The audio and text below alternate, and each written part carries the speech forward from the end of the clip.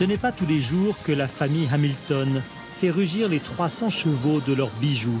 Une Holden Director, un modèle rarissime, un des derniers fabriqués dans l'usine d'Adélaïde. Keith Hamilton a voulu se l'offrir comme un cadeau d'adieu à la marque australienne.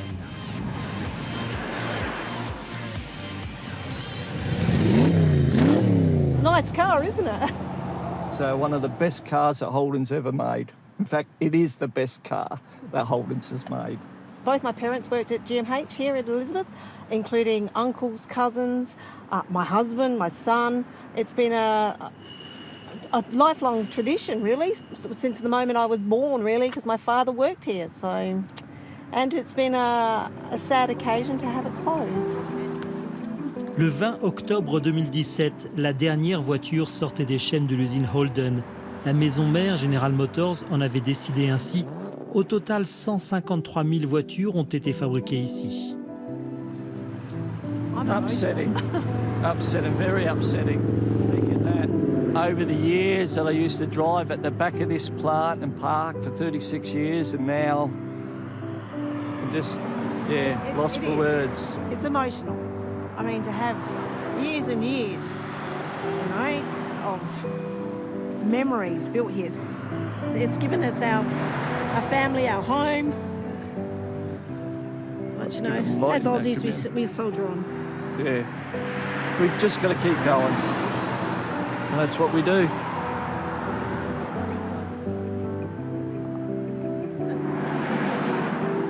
Yeah, it is emotional.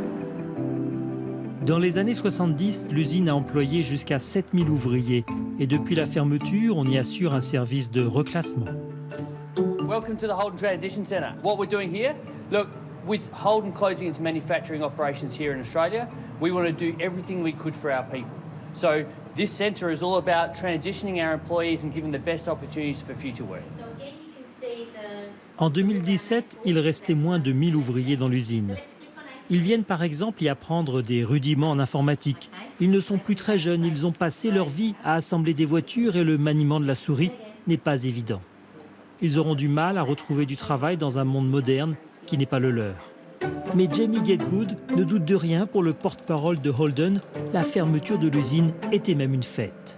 The last workers here were on October 20. That's when our last car was built. And we made sure that was a celebration. We didn't want it to be a funeral or a wake. We want to make sure that it was celebrating the great legacy that they left in this business.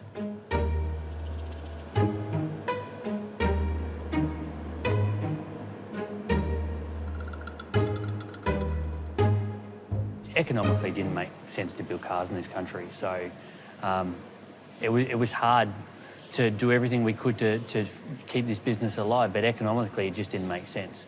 As good as this facility is, it just didn't make sense.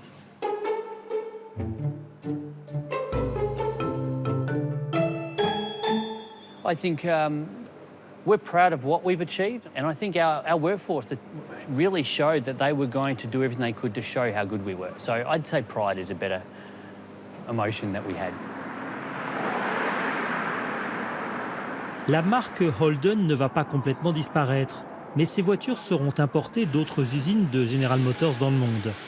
À la fin de l'année 2017, Holden n'était plus que 4e au classement des constructeurs dans le pays. Avec la disparition de la dernière usine australienne, les ventes vont chuter et certains revendeurs sont remerciés. Le garage va changer de nom, son patron est amer. This is a beautiful piece of Holden history, right, that is finished in Australia today.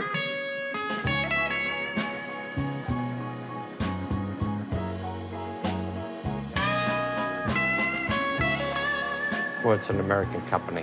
Trump theology is it's America first and the rest of the world comes second. All Australians are victims.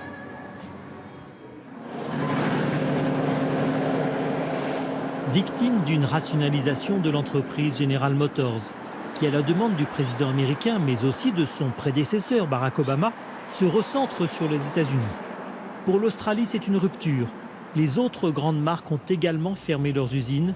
C'en est désormais fini des voitures made in Australia. Ford have closed in Australia, Toyota have closed in Australia, and now Holden. There's just no local manufacturing. Chrysler, Mitsubishi.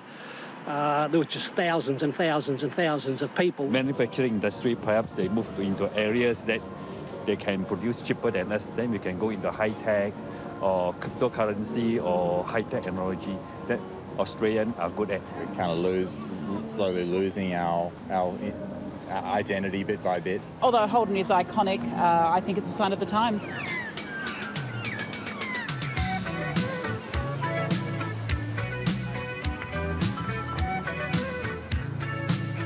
La fin d'une époque, celle où pour découvrir et développer cet immense territoire au bout du monde, des migrants venus d'Europe étaient fiers de conduire des autos fabriquées sur place.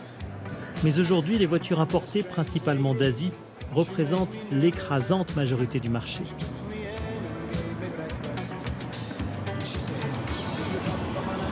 Hello, we're at the National Motor Museum in Birdwood, South Australia. My name is Don Loeffler, and I'm a Holden historian and a great friend of GM Holden Limited. Un grand ami de l'entreprise, un spécialiste de Holden, qui roule en Honda. The unfortunate thing about this car here is that it was made in Thailand by people who are paid a pittance, and really, I shouldn't be driving it. Mais vous la conduisez. But I do. Pourquoi? Well, because it suits my needs. It's what I need. It's a very, very good car. And it suits my budget. Et vous vous sentez coupable? I'm not happy about it, no. I would love to have been driving a Holden, of course, because of what I do. Hello, Paul. Great to be here in your wonderful museum. The Holden car is actually in the Australian psyche, and that's because it meant so much to the Australian public when that car was released in 1948. It was a national achievement because since 1900, we'd been trying to produce a car ourselves, and there'd been various attempts, but nothing had ever got into mass production. And at last we'd done it. Ce sentiment de fierté remonte à l'après-guerre, quand le gouvernement australien avait fait de la création d'une marque locale avec l'aide de General Motors un des piliers de la construction de l'identité nationale de ce jeune pays.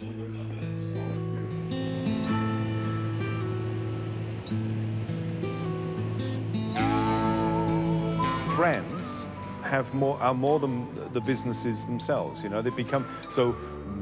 Why was it? It's important for national identity that we are empowered and create our own manufacturing, our own stuff. Manufacturing is linked to our self-worth, our feeling of self-worth. So the actual pride that people had of actually owning, being the manufacturers of their own journey, was important, I think. Australia, what's your favourite sport? Football. Snake. Pies. Animal. Kangaroo. And what's your favourite car, Australia? Dans les années 70, une publicité pour la marque avait imaginé ce slogan.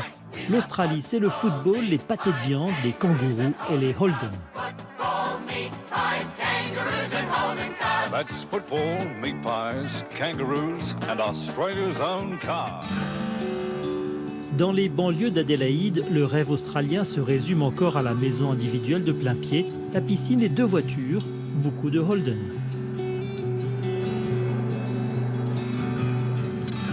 Hi, my name is Cara and welcome to Paraka. It's a suburb in Adelaide in South Australia.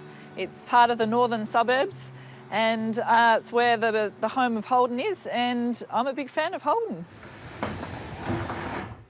Journaliste locale et passionnée par l'automobile, Cara n'aime pas que l'on réserve ce domaine aux hommes, comme elle n'accepte pas que son pays se retrouve aujourd'hui dépossédé d'une partie de son identité. It does make me sad and probably a bit angry that it did close. I think there was a lot of reasons that led to the decision for it to close. and every single one of them annoys me. What the future holds, I'm not sure. It'd be good if we could make stuff for ourselves and provide for ourselves rather than relying on other overseas countries to provide a lot of things for us.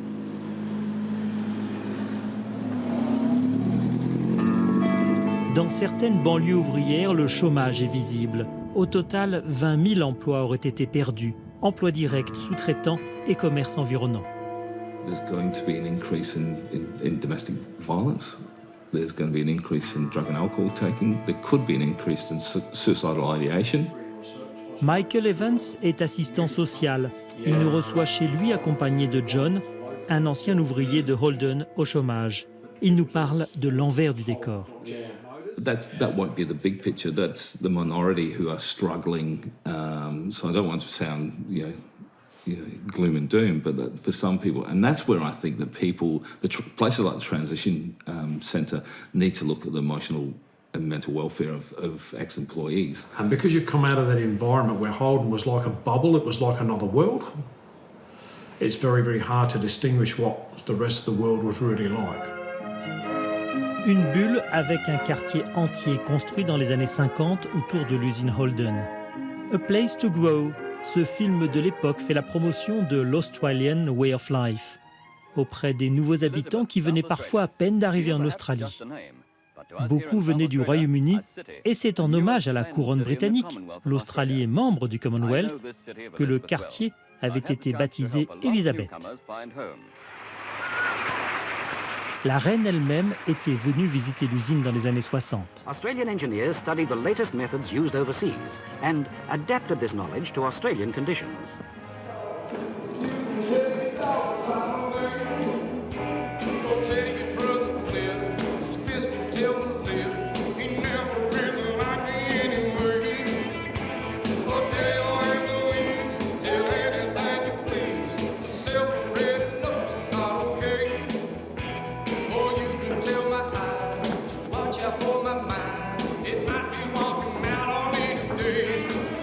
Des scènes dont se souviennent les retraités qui se retrouvent au centre communautaire d'Elisabeth. Ils viennent tous les jours pour y danser et partager un repas pour ne pas rester seuls chez eux. Beaucoup sont des anciens de chez Holden et certains vous parlent avec ce délicieux accent venu tout droit de la BBC. Everything about Holden's was good. Good wage, looked after, but a pity that they've gone. My husband worked at Holden's. My two sons, my son-in-law and my grandson all worked at Holden's. My husband transferred from Vauxhall's in England to Holden's in Australia, yes. But my sons, they knew it was going to close, and of course they took early retirement because they were very fortunate, they got other jobs. Si Keith Hamilton a osé s'offrir sa Holden Director, c'est qu'il a lui aussi retrouvé du travail. Une maison, des enfants bien éduqués, une grande piscine et plusieurs voitures.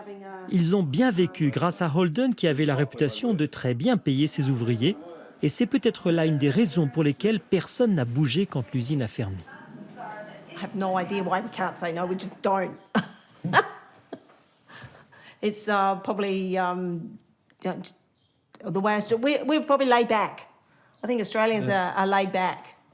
If we turned around and said, no, we're not going to have this, don't think we would have had enough followers to go along and I think people come complacent. And people that don't work for Holden's don't like Holden's, and so they wouldn't have supported us. So if we as all Holden's workers went out and went to the Parliament House and protested, we would have only had probably half, and then no outsiders. You might have got a small percentage of outsiders, yes, but not a lot.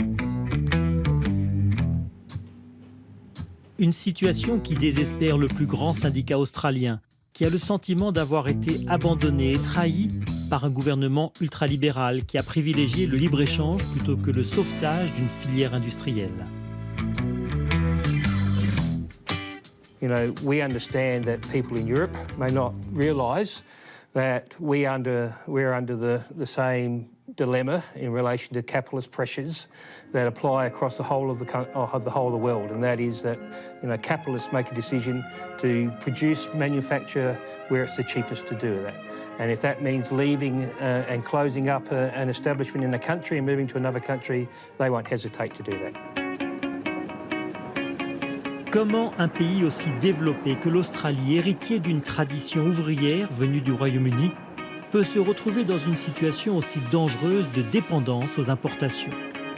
Au sein de l'université, John Spur dirige le département d'études industrielles. Ses bureaux sont installés dans la friche, laissée à l'abandon par la fermeture de l'usine Mitsubishi. Whereas other parts of the world managed to maintain an auto industry to this day, Australia didn't. And I think that's a consequence, in part, of policy decisions at the national level. In particular, the idea that we don't really need a robust mass manufacturing industry or an automotive industry. That came into question here in Australia. Whereas in other countries, including the US and other parts of Europe, there was I think a strong view that you needed to retain the automotive industry, that it was an important part of the industrial fabric, and there were enormous social and economic benefits of having an auto industry there. And with a closure, you lose those skills and capabilities, and the danger of that is that it fuels a cycle, or a vicious cycle, if you like, of self-reinforcing decline. Et pourtant, les chiffres du chômage en Australie ne sont pas mauvais. Un taux de 5,5% au niveau national, un peu plus pour la région d'Adélaïde. Mais les effets de la fermeture de Holden sont encore à venir, avec ses conséquences politiques. Ultimately, the problem with that is community breakdown, political disenfranchisement, and a lot of unhappy people who are looking for an alternative. And you see that playing out in Australia in the current political environment, where there's a movement away from the two major political parties and support for independence as people reach out and demand or are desperately seeking an alternative. Ça ressemble à l'élection de Trump, dans un sens. It does. It's the same sort of forces, I think, drove people towards Trump. Face aux deux grands partis, les libéraux à droite et les travaillistes à gauche, il y a désormais des indépendants qui font campagne sur cette question de la désindustrialisation. Nick Xénophon est l'homme qui monte dans l'État de l'Australie méridionale. Il commence par nous montrer le parking situé derrière son bureau. 20, 22, 24, 26, 27 cars in the car park, and only one of them is Australian made. So that probably tells the bigger story, doesn't it? 10 years ago, about 12% of Australia's GDP was based on manufacturing. Now it's down to 6%. Germany is a case in point. Something like 22% of their GDP is based on manufacturing because they understand the value of that. They've got the Fraunhofer Institute, where there's collaboration between government and industry and research bodies and universities. That's the model we should have here, but instead we've just exported our minerals. We haven't value-added in the way that we should. Si la droite n'a pas défendu le maintien de Holden, à gauche, on se fait une raison. Élu travailliste, Tony Piccolo est né à Naples et toute sa famille a émigré pour travailler chez Holden. Et c'est peut-être cette mentalité du migrant qui retrousse ses manches et repart dans la vie qui explique aussi le manque de réaction. If something closes, you have two options. You can lie down and do nothing, or you be proactive and make sure that you support the people in the community. And as a government, we've been proactive to support the people, and a lot of people have found new work. And we are supporting new industries and new areas of growth in this area. Well, what Australians are noted for is to get on with it. We have a good reputation of saying is that when things get tough, it's tough to get going. Comment continuer à fabriquer australien quand les salariés de Thaïlande, du Vietnam ou de Chine font la même chose pour moins cher? Le pays n'a que 24 millions d'habitants, un marché insuffisant à l'échelle du monde, et ces dernières années, la force du dollar australien pénalisait les exportations. Et pourtant, il y a des petites entreprises qui survivent comme Rossi Boots. son énergique directrice du marketing mise sur le Made in Australia. There's all sorts of skills and all sorts of jobs that can be maintained. So that's always something we're thinking about is what comes back filtered through the Adelaide factory and how can we maintain manufacturing here.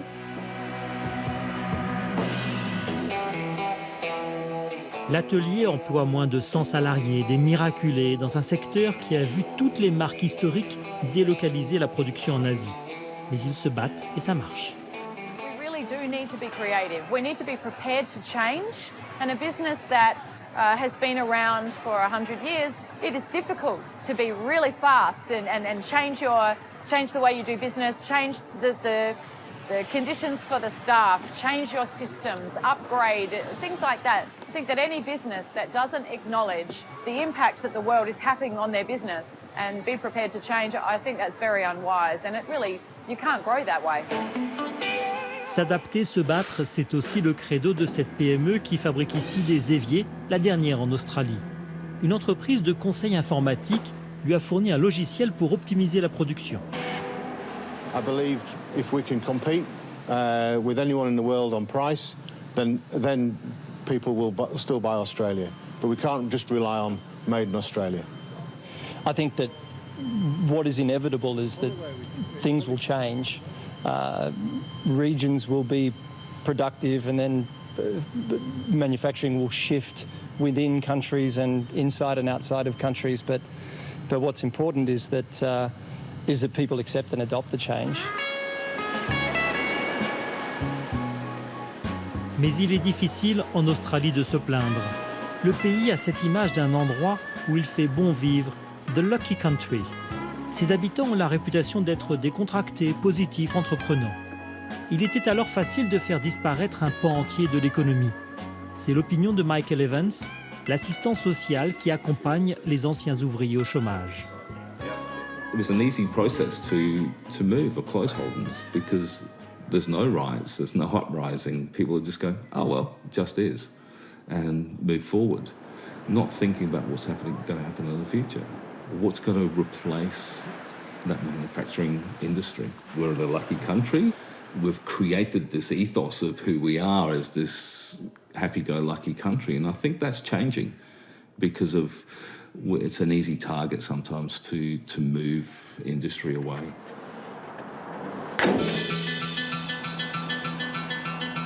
Et si les Australiens étaient victimes de leur caractère, de leur mode de vie? Après avoir migré au bout du monde, construit un beau pays, découvert les grands espaces au volant de leur Holden, exporté leur culture, les voilà tout simplement consommateurs. Bill est un jeune fan des Holden. Il se demande si finalement, ce ne sont pas ses compatriotes qui ont laissé mourir l'entreprise. Holden were producing good cars and Australians weren't really buying them to the extent they probably could have been. So, sort of our own choice, I guess, as a consumer.